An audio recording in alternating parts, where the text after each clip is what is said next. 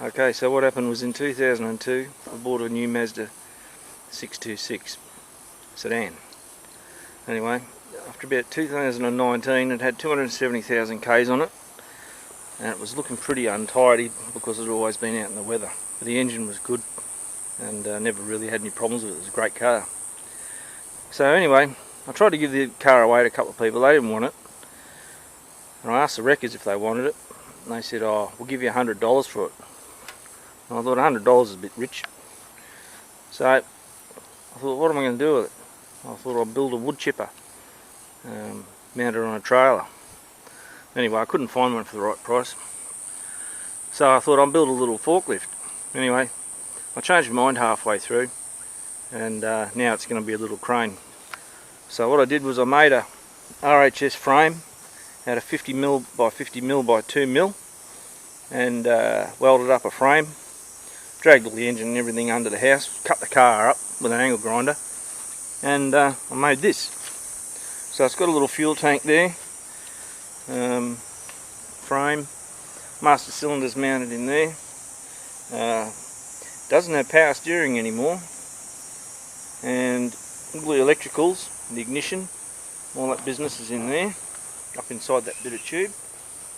Original battery, transmission cooler. Made this frame here, put a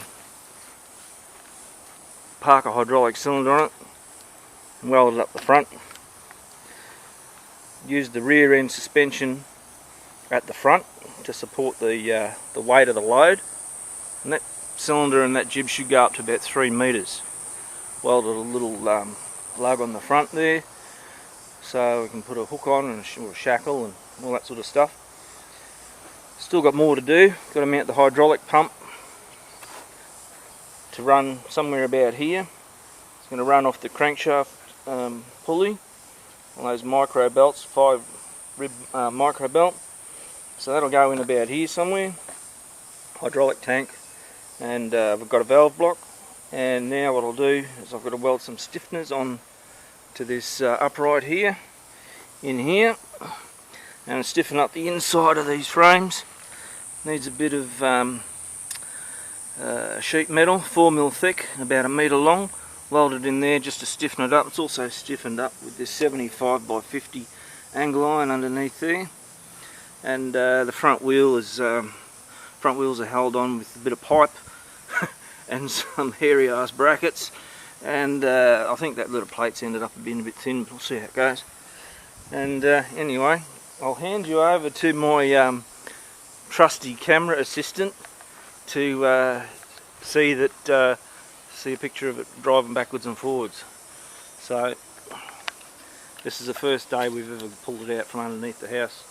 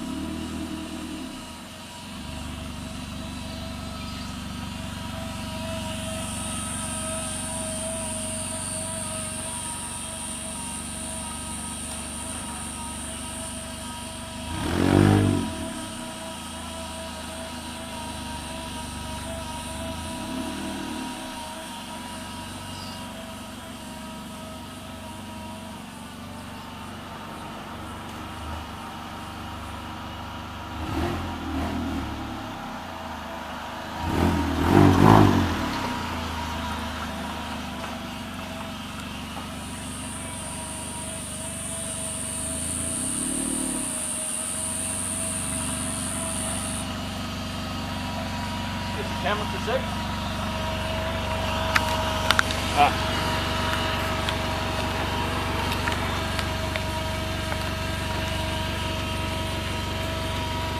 Alright, so as you can see, it's a bit of a handful to steer and drive, because to go right you've got to turn the steering wheel left. Of course, the front wheel drive of the car is at the back rather than the front, and it's doesn't have a lot of weight on the front, so at the moment if you hit the brakes too hard, the front wheels want to come off the ground. It's downright dangerous. So anyway, nothing that can't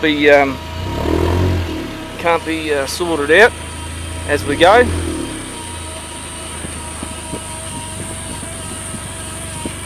At least it goes backwards and forwards.